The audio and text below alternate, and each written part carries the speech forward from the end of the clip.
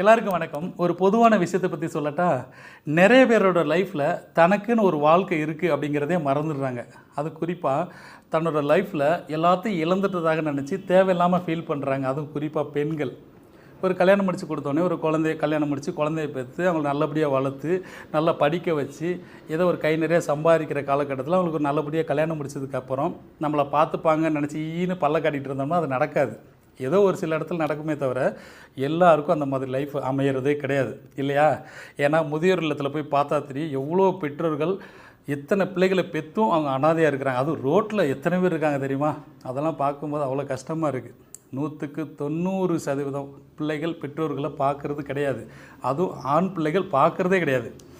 ஏன்னா அந்த பெற்றோர்கள் பிள்ளைகளை சரியாக வளர்க்கலன்னு கூட சொல்லலாம் இல்லையா? ரொம்ப செல்லம் கொடுத்துட்டு அந்த வளர்ப்பு சரியில்லைன்னே சொல்லலாம். ஏற்கனவே இதுக்கு முந்தின பதிவில் நான் ஆண் பிள்ளைகளை பெற்றவங்களை கண்டித்ததுக்கு கொந்தளிச்சிட்டாங்க.